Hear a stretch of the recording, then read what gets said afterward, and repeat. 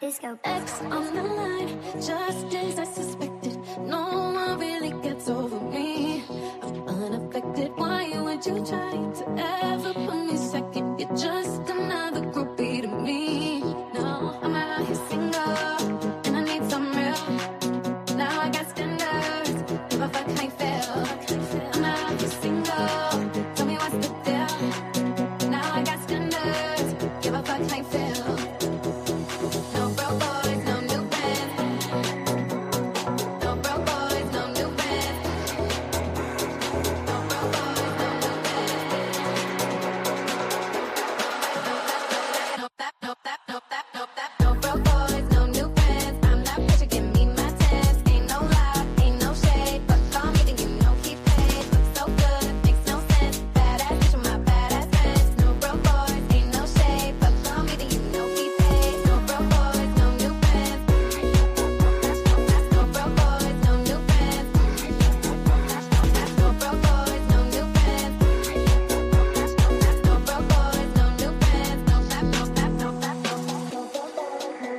What is going on, everybody? Happy Monday. It's another Manic Monday. We have made it. The weekend's over. We're getting right back after it this day. I'm trying. Is that getting lower to you? Volume? Oh, no. I had the wrong slider. Hold on. There we go. Background music is going down now. I think. There we go. It's all the way down. You know, this is why they don't let me press the buttons. All right, people. We need someone else in charge back here. When SBJ leaves, it just goes haywire. You never know what you're getting on this show. We figured it out, though. Here we are. Welcome to Afternoon Betspresso, part of the Betting News Network, powered by our lovely sponsors at Bet Online. Click that QR code right over there. Get some funds in your account for a wild week ahead of sports, as well as Monday Night Football. Nate Hornung here with my man Vsauce and Danny Burke. Gentlemen, we made it through another weekend. Week one of the NFL is almost over. V, I'll start with you. How are we doing on this fine Monday morning? I'm doing fantastic, boys. We got an NFL game to talk about, a nice one, I think, at that. And honestly, I said it on Friday, but every time that song plays, I start to feel like a bad bitch. So, like, I'm feeling nice right now, boys. I'm feeling real good. A little disco lines, a little Tanashi. They get some music, people going. Ain't that right? Danny, how you doing? Good weekend for you? Not too bad. I mean, it started off good with Thursday night. Sunday went down a little bit, but can't complain in terms of the viewing experience of the games. We were joking off air here. I mean, the games were just outstanding for week one, and we're coming off what may end up being the best game of the entire year. And now we're going to an NFC North matchup with the Vikings and the Bears, which as a Bears fan, I am equally excited and terrified. But if you were an objective NFL fan, well, at least you are, Nate. I mean, obviously Vsauce is anti-Bears. So I was going to say it may be a terrible viewing experience for the rest of the NFL fandom out there. But, we got football, so we're ready for it regardless. No, I mean, there's exciting storylines on both sides. You got the Chicago Bears, brand new head coach, Ben Johnson. Everybody's going to want to see if his offense remains what it did last year at Detroit. And then on the other side, J.J. McCarthy, basically a rookie, making one of his first few starts in the NFL. So it'll be interesting to see. From a national fan perspective, or not one of the hardos, I think it should be an entertaining game, to say the least. Regardless, we've got football on the screen still. I think everybody's just happy that's back. We get to watch some Monday Night Football here on primetime. Sook, I see you laughing at me. This is why I need you to press these buttons, sir. Stuff won't happen if you're back here. Anyways, we're moving on. We're just gonna get right into it, guys. We got football to talk. Waste no time. Vsauce, I'm gonna start with you because these people have seen me and Danny already today. Let's start with the overreaction. What's a big overreaction from week one for you? To keep my bias aside and not even talk about the Packers, how bad the Miami Dolphins are. This might be an overreaction, but to lose like the way that they did, to turn the ball over the way that they did against what we thought wasn't going to be a good defense, and then to have Daniel Jones look like the MVP leader after week one. I don't know what to say, man. It's a little bit of Mike McDaniels. It's a little bit of Tua. I don't know anymore. Maybe Tyreek's, he looks like he's been over the hill. But I think in terms of just overreactions, it's probably too early to say this after just 1 week. but a 33-8 loss to the Indianapolis Colts is really gonna hurt. I mean, that's the whole point, though. It's week one. We're here for those overreactions. I mean, looking at that game specifically, I can't decide if that was more telling of the Dolphins going to be really bad this year or the Colts might make some waves with Daniel Jones at QB. I really can't decide, but you said it. Bad showing from the Miami Dolphins. I'll talk about your Packers, V. Not necessarily your Packers, but the other side of the ball, the Detroit Lions looked awful. And, we knew two new coordinators going into the season, but they had all the same skill players. So I expected more from the Lions, especially offensively in that game. But you got to give credit to the Packers because their defense is definitely going to be one of the top few in the league this season. Hey man, they were top 7 defense last year, and I think that it showed. We went 10-1 against everybody outside the NFC North. And Danny, before we move off the Lions, seeing the way their offense struggled, did it bring you joy not only because, fuck Detroit, but also because of what Ben Johnson looks like he could bring to this Bears offense now? Yeah, definitely. And I think in general, and V, obviously, I think you would reiterate this, and not that I bet it, it's kind of a hindsight take, but this was such a great spot for the Packers too, because of the momentum they had coming in. You have the home field advantage added, right? You get a healthier Jordan Love.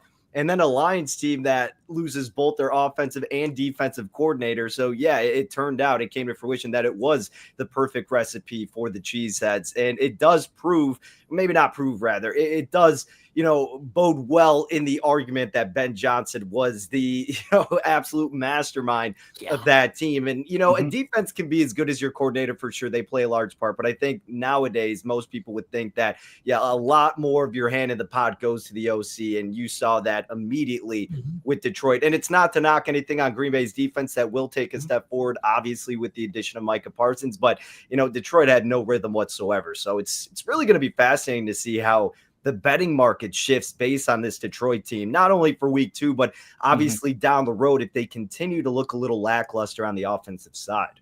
Yeah. So I would say the defense took a little bit of a step back too, not a single sack. It's a big contrast from what we've seen over the last couple of years.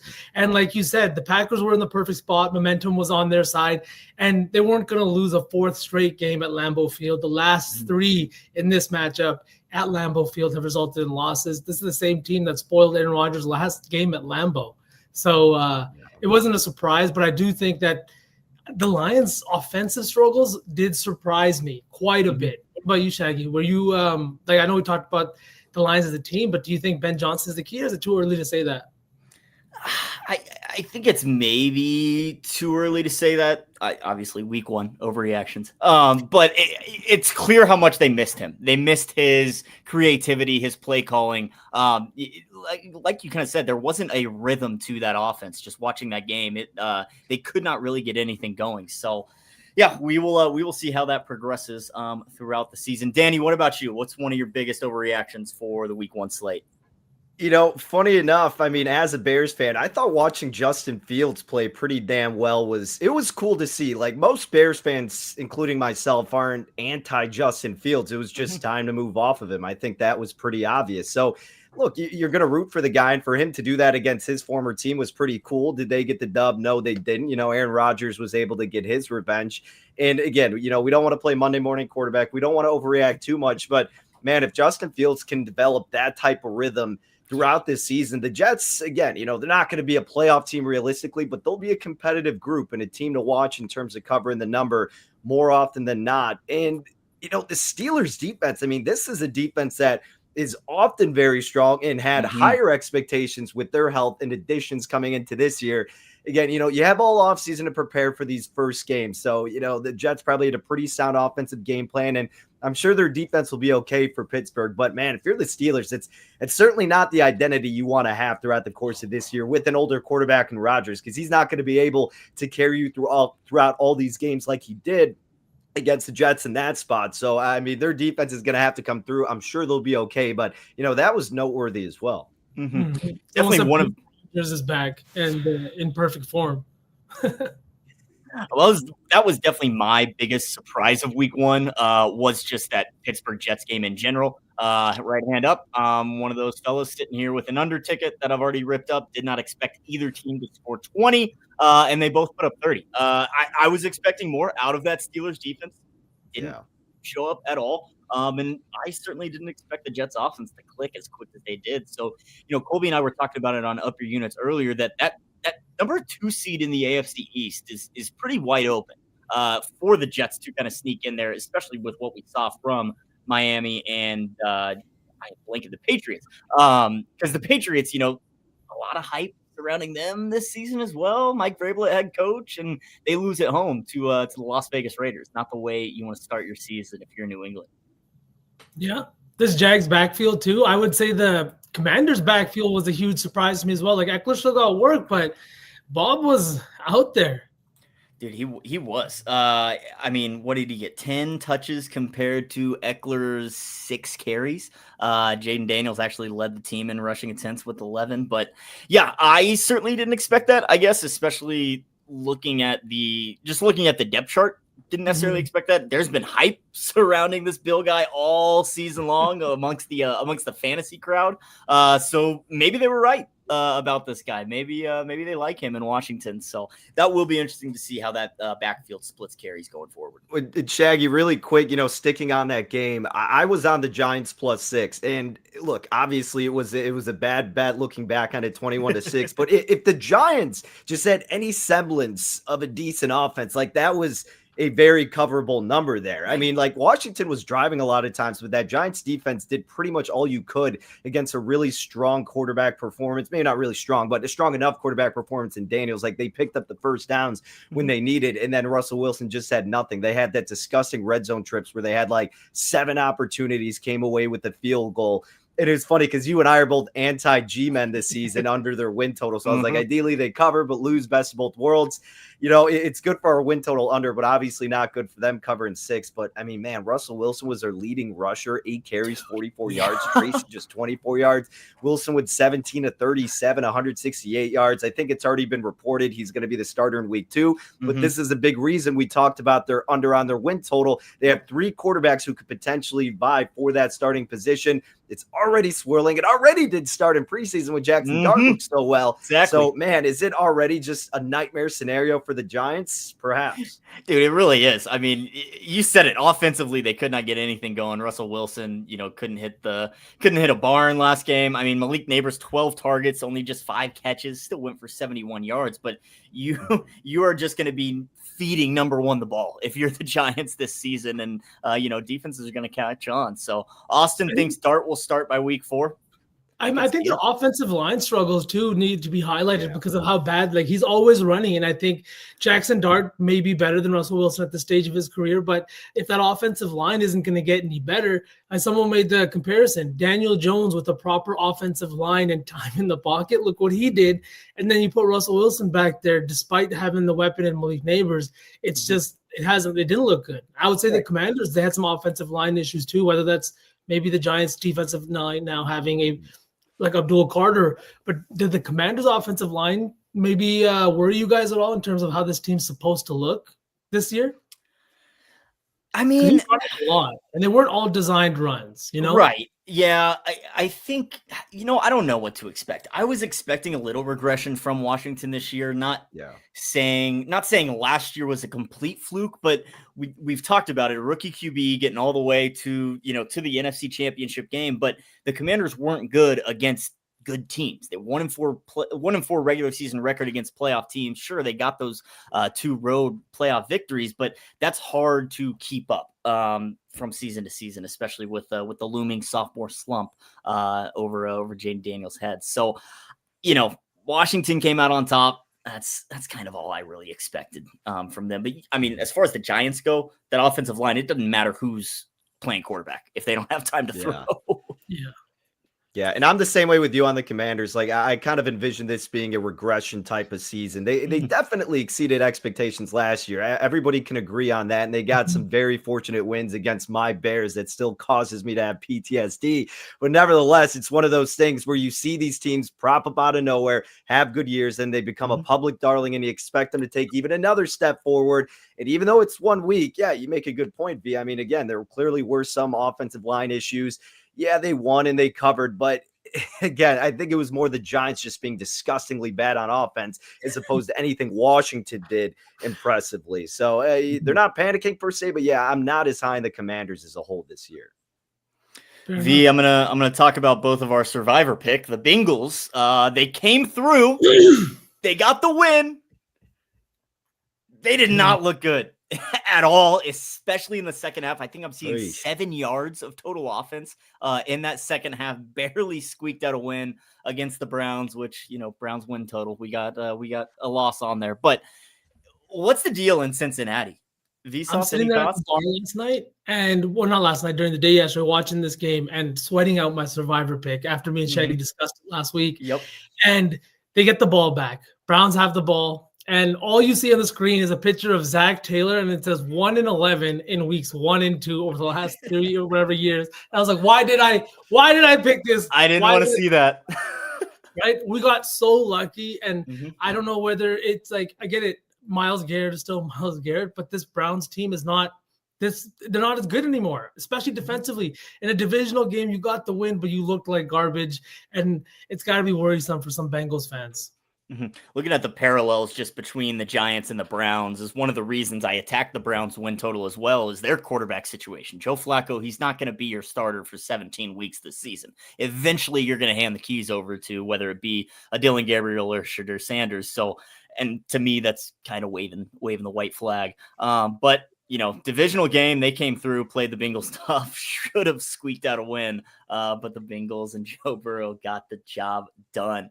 Yeah, are you in any survivor pools this year? Did you? Yeah, it's funny, bro. I was going to ask you guys if you had any other picks. So, yeah, I got 3 entries and a pretty sizable one. The picks that I did, and, you know, more often than not, I never advocate for picking a road team, but I did pick the Steelers. So, my goodness, was I fortunate there. Wow. I had them for 1 entry. The other 2 entries I used on the Jaguars. Not only did I like that situation in general, but leading up until kickoff, monitoring the line movement, they got steamed heavily. So I felt a lot more confident in that spot. And yeah, luckily they all 3 survived, used 2 on Jacksonville, and somehow escaped with Pittsburgh. Believe it or not, I mean, and this would have just been moronic being a Bears fan. I considered doing the Bears for a very brief second, but there are better spots for the Bears down the road. But they have a pretty tough schedule. So again, you know, you got to be careful with them. But yeah, I was like, I can't make myself suffer in more ways than one. No, you don't need that. You'll probably have to pick them at some point, but not yet. I was going to say, in our pool, we've got like 600 people. 2 people have the Bears tonight. And I'm just like, why would you do that week 1? I got 2 other entries. I used it on the Cardinals and the Jaguars. I think those were just fade 2 bad teams, right? You just said Cardinals and Jaguars and the Bengals. Those were me and my little brother's 3 picks as well. We had those exact same 3 entries in our survivor. We had thoughts of the Broncos, which were obviously the biggest survivor pick. But kind of looking ahead, thinking we might want Denver and some other spots too. And the way we had the Bengals last year, and we know how that went. So tried to avoid the most popular survivor pick as much as we can. But hey, boys. All 3 of our entries survived. Let's go. Week 1 down, on to week 2. Gotta love it. We'll have to make a point to discuss next week's teams, boys, because no doubt about it. Let's win this shit. Absolutely. All right. Thinking of just survivor theory, Danny, you put 2 on Jacksonville. Is that something you'll do often if you are very confident in a team and, you know, have that selection left in multiple entries? Yeah, I mean, again, it depends how many entries you have, how big the pool is, this and that, and the strategy down. Like, I like to map it out and go as far as I can. Yeah. Obviously, the context changes. We all know this. The circumstances are going to alter. But if I have enough conviction, and I think it's a, you know, lower type of team. I mean, Jacksonville, I'm sure I didn't see the numbers for, say, Circus Survivor, who was the biggest contest out in Las Vegas, but I'm sure they were kind of one of those teams that you have where it's like middle of the pack, but still kind of popular. But you know, just looking throughout the schedule, there wasn't a spot where I'm like, man, you know, this is a really good other area to use Jacksonville. No, I had a lot of conviction with them here. And again, I think the line movement, which is a great correlation for people who are able to pick it up right until kickoff, further reinforced that notion. So And if I was wrong, so be it. But you can't be afraid to make those type of decisions because you have to stand out somehow, right? I mean, everybody more often than not is going to go, hey, the Broncos are 9.5-point favorites. It's easy to do. If it were that easy, it wouldn't be arguably one of the hardest contests to win. So you got to think outside the box a little bit. And, I felt good with doing that. Obviously, again, very lucky with the Steelers to get through, but you definitely need luck to get deep in these contests. But yeah, I mean, the deeper I get, that won't be the case realistically because things get a little bit more tougher. But yeah, maybe these first few weeks, I would say I wouldn't shy away from using, 2 out of 3 on the same team and leaving that third one for either more of a risky play or more of a conviction type of play where it's more of a safety net, I guess you would say. Not that the Steelers were, but down the road, that would probably be more of the slot to do that. Hey, you got Pittsburgh out of the way. I don't know if there's a week you'll want to use them again. So that's a good one to burn early. All right, we got to talk about Sunday Night Football, the potential game of the year candidate. Buffalo-Baltimore went back and forth. Baltimore had a 15-point lead with 4 minutes remaining.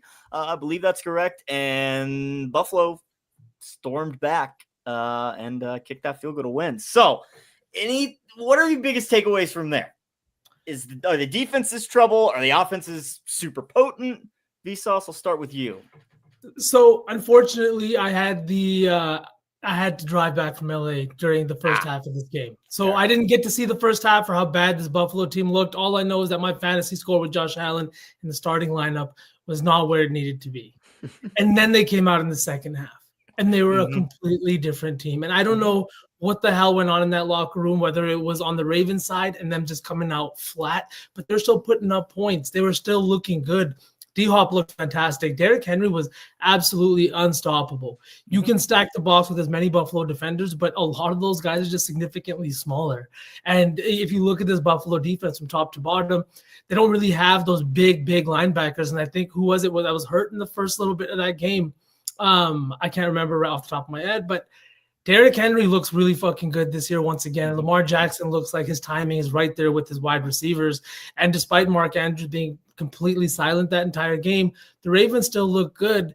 But Buffalo, time and time again, finds ways to win games. I just need to see them do it in the postseason now. That's it. 100%. Danny, takeaways from Sunday Night Football? Man, I mean, the funniest thing to me was just that I said this earlier today was everybody celebrating that the Ravens have already won the Super Bowl when they were up 40-25. Like, I was kind of appalled. I mean, I feel like we still have a handful more games to play, but everybody was saying that they were the clear Super Bowl favorite. Lo and behold, they end up losing that game because Harbaugh, for whatever reason, and Lamar Jackson cannot win these close games against competitive teams. I mean, it's just absolutely insanity that they were not able to pull that off. And I know that insane record, whatever it was, like 277-0 with all those stats. But even if you didn't know that, the fact that Lamar Jackson completed 14 passes, 2 touchdowns, and they put up 40 points, and you somehow lose that game with a team that typically has a really strong defense, I don't care who you're playing against. Like, it's remarkable. I mean, again, the Ravens will be fine. They'll be a postseason team. We know the Bills will be a postseason team. But it does set the tone a little bit for the remainder of the season to where if you did have those convictions, like many people, myself included, were torn on, all right, is it the Ravens or the Bills who are going to be that team we pick over the Chiefs? Like we always try to get a team over Patrick Mahomes. I was torn, but to me, you just see that pedigree from Buffalo, and clearly they have the leg up, not only because they just beat them, but it's like that's demoralizing for Baltimore, and you're going to have that linger in the back of your mind, not only for the regular season, but in the next big heightened game, because that's your narrative now. It's been your narrative, and now it's completely solidified that that is your narrative, and that's going to creep up in the worst possible moments, aka the postseason for them, whereas Buffalo can go back to a game like that and go, man, no lead is insurmountable for us. We got all the talent in the world. We can make these adjustments, and we can beat whoever, whenever. Did you see the Josh Allen comments he made post-game? He's like, the game's not over till it's over. You know, fans leaving the stands and going home. I was like, damn, Josh. Hey, Josh Allen, of all people, knows the game is not over till it's over. Ain't that right? 13 seconds. God. Slides one right in there. Hey, my boy AP, hey, I'm not going to comment on this because I'm a little worried, to be honest with you. But you're right, Danny. There are, we always try and put someone up ahead of the Chiefs. I saw a stat that no team that has allowed 40 plus week 1 points has made it to the Super Bowl. Wow. Bills and Ravens, boom, off the list. So sorry, AFC still runs through Kansas City. Hate to break it to you. Another note, I definitely think Harbaugh is going to just get in the defense's grill. I mean, giving up that many points in that short amount of time at the end, you've got to think defense is going to be a full focus next game. And I'm looking at fading the Browns, taking the Browns team total under. I don't even know what the number is. Baltimore looks like a 12.5-point favorite right now, hosting Cleveland. I will certainly be targeting the Browns team total under, as I expect the Ravens defense to come out with a lot more fire in that one at home. Landon, you can stop it. Congratulations. You won the border war. It went over though. That's really all I cared about. So congratulations to the Missouri Tigers. Don't think they're doing much this season on winning their Super Bowl. Yeah, exactly. Anyways, all right, we got a game tonight. We've got Monday Night Football tonight. Minnesota, the Vikings in Chicago, taking on the Bears in the Windy City at Soldier Field. JJ McCarthy, Caleb Williams going head to head. Now, the people have already heard me and Danny talk about this a little bit, so I'm going to start with Vsauce, who did write about this game. You can check out his scribbles at bettingnews.com. I'll get them in the chat while he chats about it. But, Vsauce, what are we looking at in this Monday Night Football game? Honestly, I think it's going to be a good game. I know that we're being set up for this probably, and I'm probably being optimistic after all the great football we watched all weekend. But this is two teams that are coming in with nothing but youth under center, with a new head coach on this Bears sideline that is supposed to be an offensive guru, right? Like this is who he is and what he's come here to do. He's also a guy that we have know to get the best years out of Jared Goff. He's a guy that's going to tailor his offense around his starting QB, and that's Caleb Williams. He wanted this job because of Caleb Williams. Now, we'll see how this pans out. It didn't work out great for Detroit. For Danny's sake, I hope it works out better here in Chicago in this situation. But I do think we're going to see some points today. We're seeing reports in training camp with JJ McCarthy saying that he looks poised. He looks like comfortable in the pocket. He's accurate, has a couple of bad practices, but has that capability of bouncing back. He was really good in a joint practice with the New England Patriots during training camp. And I think that there's a reason that the Vikings let Sam Darnold walk. They signed him to a one-year deal. The plan was always JJ was going to start for this team. Right. The pressure is mounting, though, with JJ. You're coming to a team that just won 14 games. That was one game away from winning the division last year. And honestly, a contender in the postseason until Sam Darnold just kind of quacked or whatever you want to call it. The pressure is immense here. Your first career start is happening at Soldier Field on the road against a divisional opponent and a Bears defense that they're coming for your neck. They want to see you on the ground, or they want to see you in the dirt. And I think it's going to be a really entertaining game. And I'm excited to see what Caleb Williams can do. Before we get into props, what are you guys seeing in this one? I have one prop on the board. I will be honest with you. I disagree with the points take. I lean under in this game. Go figure, right? Me leaning under on a game. I'm very impressed with Minnesota's defense. I think obviously Brian Flores, great coach. He's gonna bring it, especially with not only a team he's familiar with, but a coordinator he's familiar with. So he's been scheming against Ben Johnson for several years now, even with new personnel. It might take a bit for the offense to really get going. And, you've always got the Caleb Williams sophomore slump narrative as well. But I definitely lean with the under. I'm not going to bet it. I also lean with the Vikings. I'm not going to bet them either. But if you force me, there's where my sides would be. I want to see it out of JJ McCarthy. You said it, V. Minnesota clearly thinks he's the guy. They let Darnold walk. This has always been the plan, to give this guy the keys to the offense. So now we're going to see it. Now we're going to see it on the field. A bit of a depleted receiving core for the guy in his first game tonight. But we'll see. I lean under. I lean with the Vikings, not betting either of them, but I do have a prop loaded up. Danny, what about you?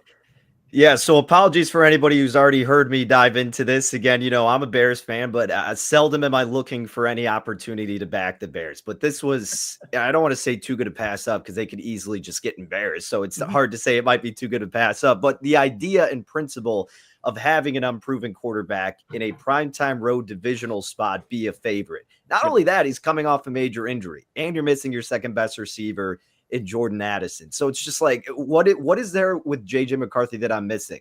Is the coaching staff better? Right now they are, because Dennis Allen and Ben Johnson haven't proven anything. So I get that. Is the defense better? Yeah, they're better. Weaponry, right now, you could argue the Bears have better weapons, right? You have DJ Moore.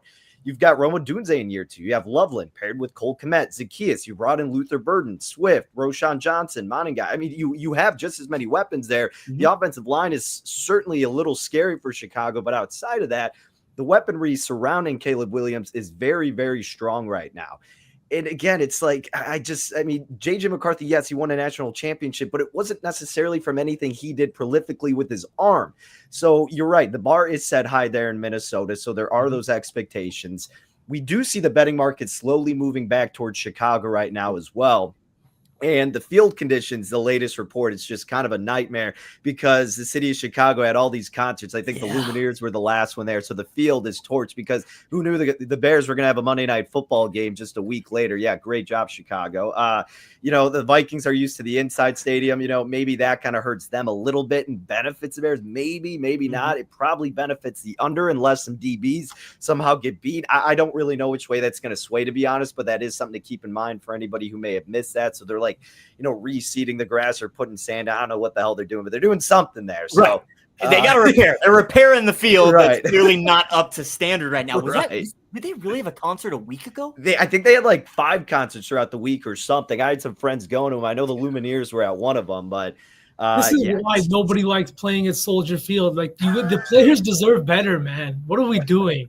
It's a joke. I mean, maybe if the Bears and Vikings were playing at noon on Sundays, noon Central time for me here, you can get away with it, but you can't be doing that if it's Monday Night Football. Right. Come on. Nationally televised. Come on. Lo and behold, boys, I have a couple props, but I am on the Bears plus 1.5. Okay. Obviously, don't mind the money line, but just taking a little bit of security in a division game that could be coming down to the wire here. I think in the long run, yes, the Bears will probably trend more toward these over spots because of Ben Johnson. I am a little reserved just because of that division aspect and first game of the year and unknowns a little bit.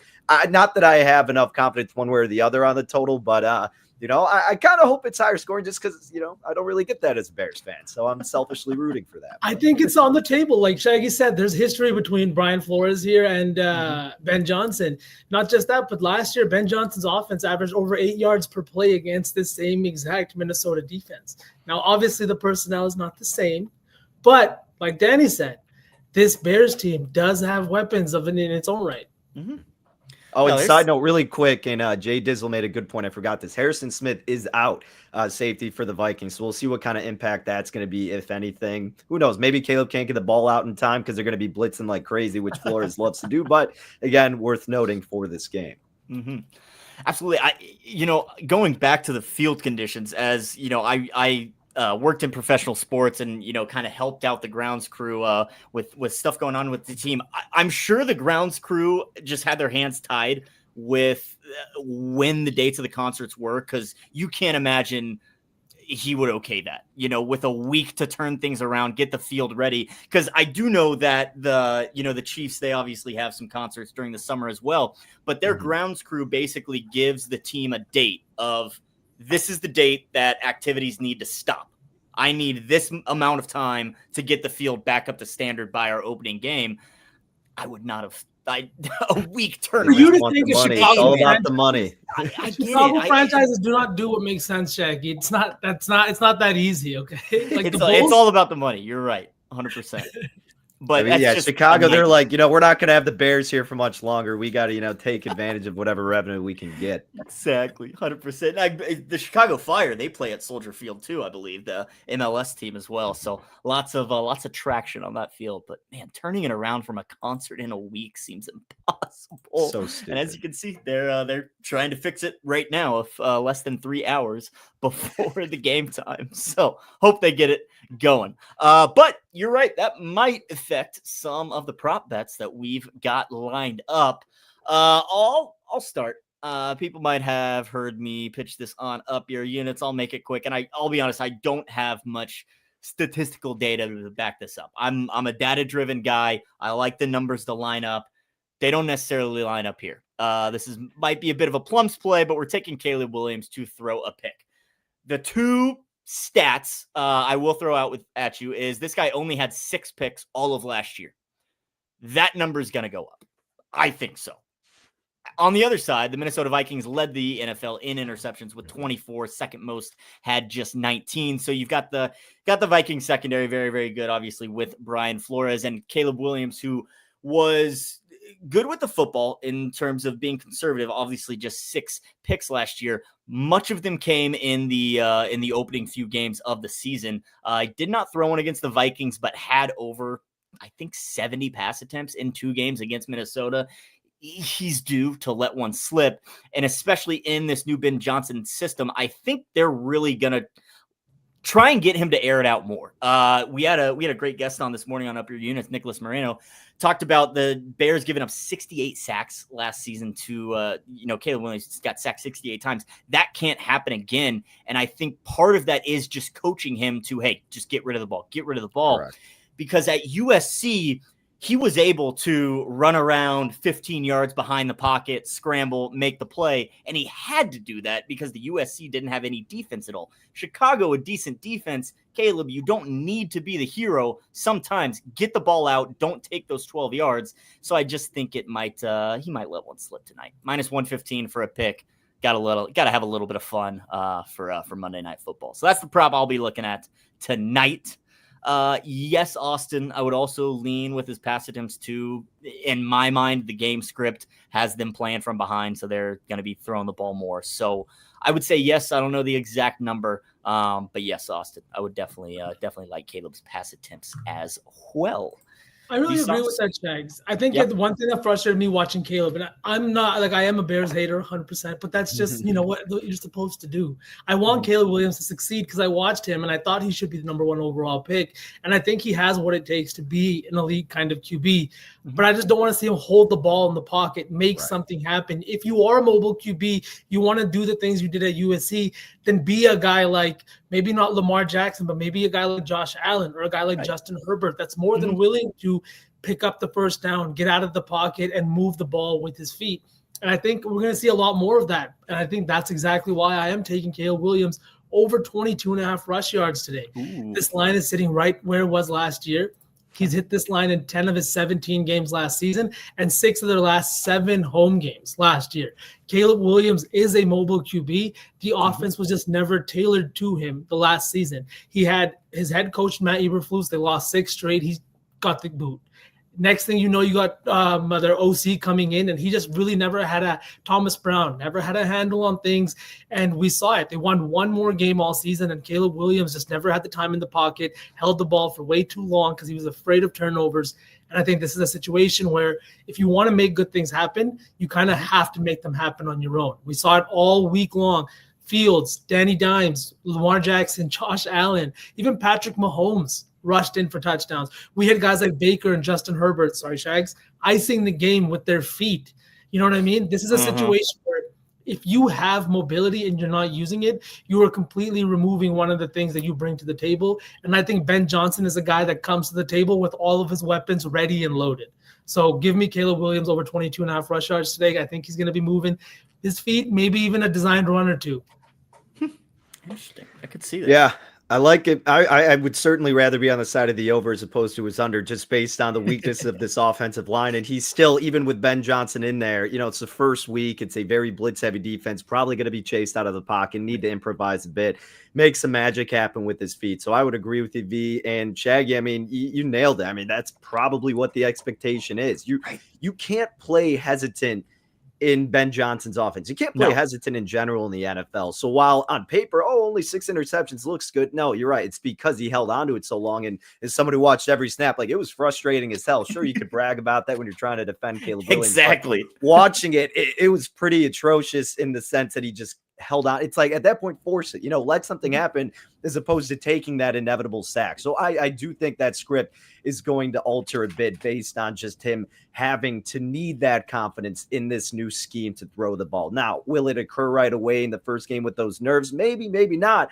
But at the same time, then too, like usually the interceptions, and you would think with a quarterback that people think so lowly of would be priced more egregiously than minus 115. So if he does throw one today too, I think that's probably going to shift up to the minus 120, minus 130 range. So minus 115 based on that price against a great defense makes a lot of sense. I'm certainly not rooting for it as a Bears fan, but I totally get it. You want to see him sling it. I get it. That's exactly what I want to see too.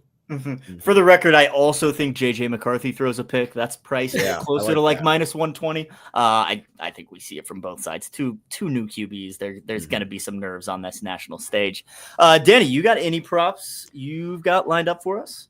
Yes, sir. I got a pair of props here. Let's start with the side of the Bears. Colston Loveland over 2.5 receptions, minus $140. Now I know this has been getting steamed up. If you can get it below minus $160, I still think it's a pretty good look here. I know you got to lay a bit, but look, I mean, this is Ben Johnson's first draft pick as the head coach of the Bears. I mean, they drafted him first round, 10th pick out of Michigan. He loves running the 2 tight end set. 30% rate at which he did so was the most in the National Football League. The Bears still have Cole Kmet there, but it seems pretty evident that Loveland is going to be more that Sam Laporta type of guy who can rack up these catches against the Minnesota defense that, while good, yes, for sure, they allowed over 5 receptions to opposing tight ends per game last year. As we know, there's familiarity there with Ben Johnson using Laporta against the Vikings.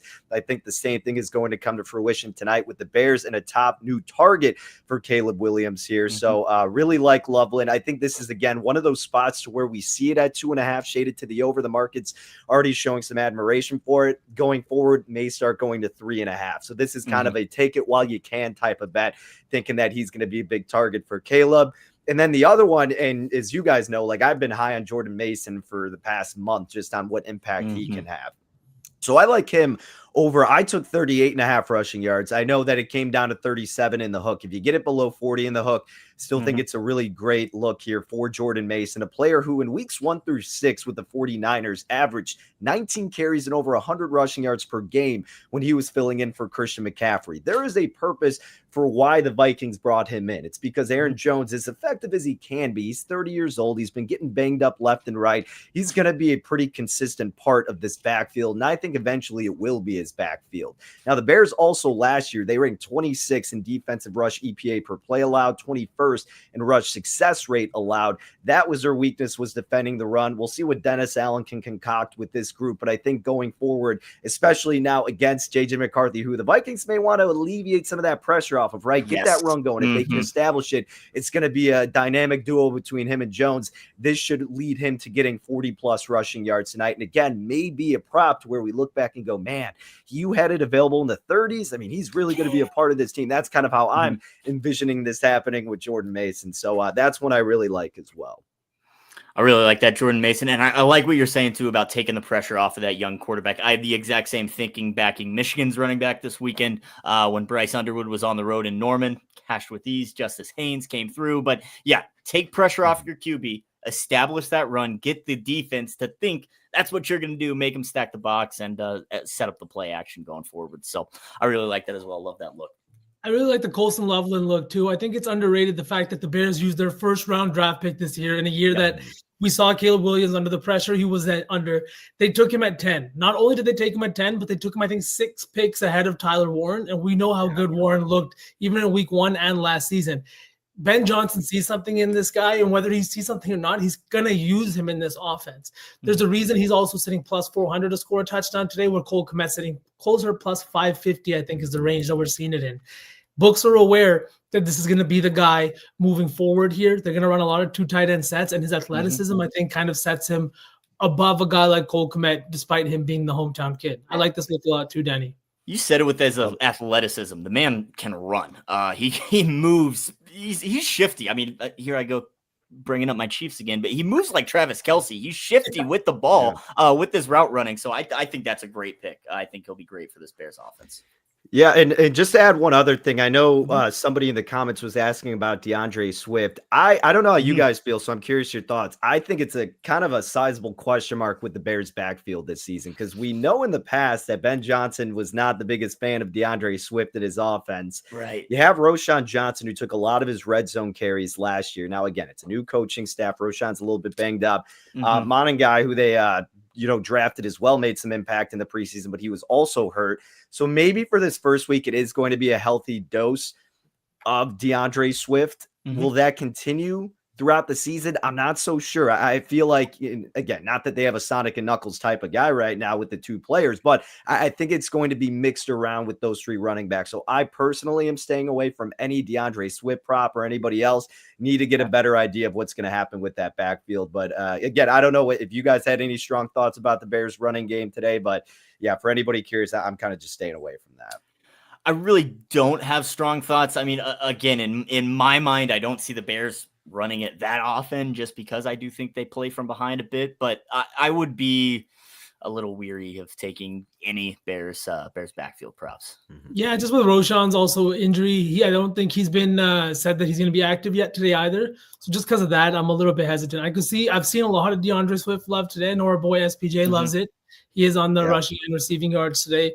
But I'm kind of in agreement with you. Ben Johnson didn't love him. He's a guy that loves to do two running back sets in the backfield and make sure that two guys are seeing the work. You have the freshest legs on the field. It's all about Roschon and if he can get healthy and stay on the field, really. I've got two pass catchers in this game that I'm really liking. First, Adam Thielen, over 26.5 receiving yards. And this is a guy who's 35 years old. He is coming back to this Minnesota Vikings team after 2 years with the Carolina Panthers, and everyone in this situation is happy. He's happy. The Vikings couldn't be happier. And to me, the reason they did this is because he is the type of receiver that can help a young QB develop, that can help a young QB give him a little bit of a release valve. I talk about this all the time with tight ends. But that's what Adam Thielen does. The way he's able to run his routes in the slot, get open, the way he gives you a bigger target than what he actually is. He's got great hands, great skills, and a great route tree. I think this is a situation where J.J. McCarthy is entering a game with pressure at an all-time high, a 14-win team, potential divisional winners, and everyone is telling the world, your team is telling the world that you are better than Sam Darnold, the guy who had a 102.5 QB rating, threw 35 touchdowns and just 12 interceptions last year. Those are astronomical numbers when you look at him in perspective, and JJ is the guy they're going with. I think Adam Thielen is going to be an essential part of this offense, and like Danny said earlier, this team's wide receiving core is just decimated. We have Addison on the bench till about week 6 or 7. We have Josh Naylor as their wide receiver 2 or 3, whatever you want to call it, and a bunch of rookies kind of backing these guys up. I really think that Thielen was brought in for a reason, and 26.5 just feels like a good spot, especially at the plus money value. Yeah, definitely like that. On the other side, then Rome Odunze, just to get in the end zone. This is a guy who was second on the team in red zone targets, second only to DJ Moore. He is a guy that saw 17 targets in 2 games against the Minnesota Vikings last year, with 6 of those targets coming in the red zone, 4 of those being in the second game. Keenan Allen has exited this offense. I understand they drafted Luther Burden, but I don't expect him to see any kind of situation where he is above Rome Odunze. Right. There's a connection here between Caleb Williams and Rome Odunze. It's been established. I thought that he should have had a lot more touchdowns last year than he ended up finishing with, but a lot of that had to do with timing, with Caleb not having enough time in the pocket, and sometimes just holding the ball too long. I think we see a lot different style of play this year, especially with Ben Johnson scheming. He's worked with some great wide receivers, and he's gotten the best out of some absolute studs. I think Rome Odunze and DJ Moore are both in for big years, but give me Rome at plus 210 tonight to get in the end zone. Just to speak on that really quick, you're right. Like V, I was doing a lot of those anytime touchdown bets. I think Rome's expected touchdown numbers were some of the highest in the NFL last year. And yeah, losing Keenan Allen, a major red zone threat, should open up opportunities for Rome Odunze. So I like that play not only for tonight, but going forward in general. I will add one more thing, and then Shaggy, feel free to take over. I just wanted to talk about one Bears receiver here. Please. I have not bet this, but if there was like a category for my strongest lead tonight. And the reason I haven't made it a play is because one, I already have 3 bets in this game, which seems crazy for a Bears game. And 2, just because it is the first game, new offense with Ben Johnson. So I'm curious what's going to happen. But DJ Moore under 5.5 receptions seems like a pretty good angle tonight. I mean, DJ Moore had his rips with Caleb Williams in this Bears team last year. And who the hell knows what's going to happen now? Certainly on paper, he's wide receiver 1. But as we noted, Loveland's in the mix. Zaccheaus was brought over. Burden's there. Roma Dunze is presumably going to get better. You have Cole Kmet as well. You have Swift out of the back. All of these options, and Ben Johnson may very well just spread it out against this Vikings defense. And it's a great defense in general. So if they can lock down a guy like Moore, 5.5 seems a bit ambitious for DJ out of the gates. I still feel like the betting market is just pricing him like a top tier receiver, which he can be, but often isn't, or at least wasn't last year. And is that quarterback play? Sure. Is that a bad offensive line? Yeah, probably.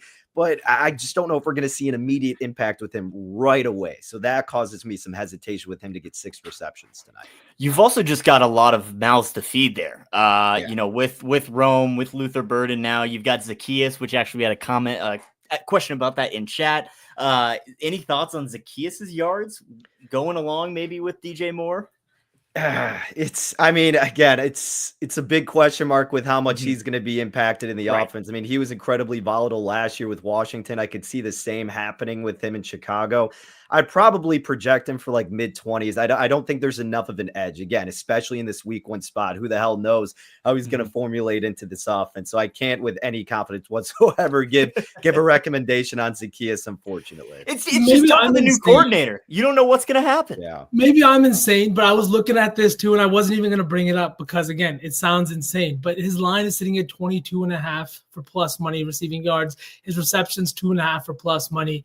And like, obviously the touchdown's definitely not going to happen, but a plus 520, a guy who is like a very boomer bust player against a team that gave up 18 touchdowns to wide receivers last year, despite being one of the best defensive squads, that gave up the 3rd or 4th most receiving yards to opposing wide receivers last season. We know that they make the big plays and they get to the QB, but these are guys that love to take chances. Byron Murphy on the outside, right? Even and then you don't have Harrison this week. This is a situation where you brought this guy in, and I was reading reports with Ben Johnson naming him by name as one of these main pass catchers that he wants to use in this offense. And we saw what he did with a guy like Jamison Williamson in the slot. Minnesota last season ranked 6th worst in points per game, fantasy points per game allowed to slot wide receivers. This is a situation where there's a lot of mouths to feed right now in Chicago, so it's really hard to, get set on one. But I don't hate this 22.5 for Zaccheaus today. Going back to Danny, your thoughts on DJ Moore and under his receptions. As a DJ Moore fantasy owner, I don't like it, especially considering I need him to score 8 points tonight to come away with a win in my home league. So I will definitely be rooting for DJ Moore to show out tonight, but no real thoughts on. If it makes you feel better, I think I'm down like 6 or something in one of my leagues, and the only team I have left is the Vikings defense. So it makes matters so much worse all across the board for me. If Jordan Mason has 20 fantasy points, it's going to ruin my week. I'm going to be in such a bad mood. Danny's just going to be an emotional roller coaster watching this game, trying to cheer for your bets and the fantasy. That's a lot going on. 16 more weeks, boys. 16 more weeks of this. You know it. Absolutely. All right. Well, is that kind of all we had on the game, and it at least solidified because we are at the cooking portion of the show where we gotta make something for Monday Night Football, a little Betspresso 4. Where do you want to start, boys? I will say I really like the Colson Loveland receptions. Even with it juiced, I'm actually seeing it for, where'd that number go? -126 for over 2.5 right now, which is certainly playable by itself, but definitely as a parlay piece as well. So if you guys want to start there, I think we'll works put for that me. in. Cool. Yep, Vsauce, which of your props are you having? Give me Thielen, 26.5. Thielen? Okay. Yeah, I kind of like that too. Mm-hmm. Like Adam Thielen up to 27.5. That's okay. He'll get 30 for us. It was Bryce Young's favorite target last year. I just think that this is a young QB. You know what I mean? You got to make him better. Bryce Young looked like crap yesterday. Maybe he misses Adam, right? I mean, hey, Adam Thielen, he's a veteran guy. He's a route runner. Sure, he doesn't have chemistry with JJ McCarthy, but he knows the offense. He'll be able, I'm sure, to break open. I think also like going down the road, like Thielen's going to be kind of like that Keenan Allen, where he's just going to be a big red zone threat for like an anytime touchdown play, as opposed to like, so again, like you got a really good angle right now because it's a lower mark, older receiver, unknown in JJ, division matchup defense, all that. I think, because I like your over, he goes over, that'll get adjusted, but then the value with him going forward may just be the anytime touchdown as opposed to the receiving yards. 100%. No doubt about it. Well, I cannot throw in Caleb Williams' interception. Unfortunately, we're not allowed to SGP that on. Thank goodness, I don't want to root for that. When you said you have a prop, Shaggy, I was already a little bit sus. I was like, oh, you knew what it was, okay? I knew this morning, but somehow I forgot. I was like, oh, maybe he's got an over. No, Shaggy's overs only coming on the college field. I woke up and I didn't have a bet in this game, and I'll be honest, I wanted something to bet on in this game, and I was just gravitated towards rooting for defense. It's just ingrained in those linebackers. Defense wins championships, all right? Makes me want to slap the hardwood. Get after it. All right, so I got two picks in there. We got Colston Loveland over 2.5 receptions and Thielen over his 27.5 receiving yards. Do we want to touch a side or a total? I know we weren't really confident on that anyways. So I won't force Vsauce to have to root for the Bears money line tonight, so we don't have to include them in the parlay. I hate the Vikings too. I hate the Vikings. You know what? Let's put a tie in here. Can both teams tie? That'd be just ideal for Vsauce in the NFC North. God. When you say tie, I have PTSD to the year the Colts tied the fucking Texans and my survivor pick lost in week 1 on a tie. That's so jeez. So bullshit. I would have rather them lost, man. You mean I don't move forward on a tie? I can't remember who the quarterback was. It was the guy with the really long neck. Oh, Mills, Davis Mills. My mind went to Mike Glennon at first. So I was like, I know it wasn't Mike. All right. Do we want to throw Danny? I liked what you were saying about Jordan Mason. Do we feeling good about his rushing yards maybe going in here? I am feeling good, but it's a little scary having responsibility of 2 out of the 3 parlay legs. So I could just absolutely sell this here. So I'd rather you, Shaggy, come up with something here personally. But if that's what it comes down to, so be it. Well, I'm thinking touchdown, Shag. Give us a touchdown. Let's get saucy. I'm thinking we put 4 picks in here anyways. But I guess if you want to pit it to a touchdown scorer, just one 7-0 game for you. Just a 7-0 game. What about Caleb Williams? What about Caleb Williams scrambling and getting in the end zone? I mean, I'm not gonna say I have beans on it, but I do.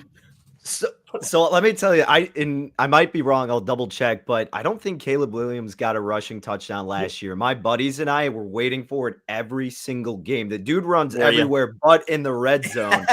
I was going to bring that up earlier when we were talking about his rushing yards. In general, we could add his rushing yards. Isn't a bad look. Okay. I know we were talking about that. The rushing touchdown would be a way to get a little saucy here tonight, but I don't think it's a terrible look for him in the red zone. First Monday night game, it's gonna be a juicy 3-legger. We're not asking for too much. Just 3 things to happen. 3 things. All right. Well, I got it. You want the touchdown then? I said the touchdown. Okay. Let's get the touchdown. Let's do the touchdown. Why not? Oh man. Plus 460 by itself, ladies and gentlemen. Caleb Williams to score. That is a 14-1 3-leg parlay. Plus 1415 is what I'm looking at. For Colston Loveland, over 2.5 receptions. Adam Thielen, over 27.5 receiving yards. And Caleb Williams to find the end zone. We just got some breaking news, which is very unfortunate for the Bears. Jalen Johnson will not play tonight due to calf and groin injuries. He was questionable, obviously. Top secondary member there. So that is no bueno. Helps the Adam Thielen side of things. But that's a big miss for the Bears secondary, no doubt. No secondary. I'm seeing middle linebacker TJ Edwards is doubtful as well. How much is that going to impact the game? I mean, yeah, look, he was a good sign for what, I mean, they overpaid a little bit, it seemed like, but he was fairly productive because obviously, they had Roquan Smith and then you picked him up and instead, and he was solid, but it is going to be a pretty big miss, I think, right out of the gates, being the leader right there in that backer core. So again, maybe this leads to, V's assessment of this over. I mean, both of those certainly add to that case. Could be that sloppier type of defensive effort. Again, it's not ideal for the whole Jordan Mason there. Well, I guess, missing, linebacker obviously would probably help Jordan Mason, but, the Jalen Johnson doesn't really help in that regard. But, it's not, I mean, you had all offseason. The Bears secondary has the makings of one that could be top 3 in the league. It's just they've been unable to stay healthy. So definitely could be a huge miss tonight. The picks right here is what we cooked up right now. Not locked in, not official. This is what we're working with right now, though, for the Betspresso 3. Colston Loveland over his 2.5 receptions. Thielen over 27.5 receiving yards. And Caleb Williams anytime touchdown. Both of those props definitely playable by themselves, as these two gentlemen sold John earlier. And then Caleb Williams to find the end zone plus 460 by itself. We're just boom or bust on this one. Make sure you shop around. I'm just saying our friends over at Bet Online have that touchdown at plus 500 and the parlay sitting at plus 1,700. Please, ladies and gentlemen, do your line shopping as always. Hey, you know who? That's what we're going to be on tonight, man. No doubt about it. We're getting rowdy for the first Monday night football game of the year.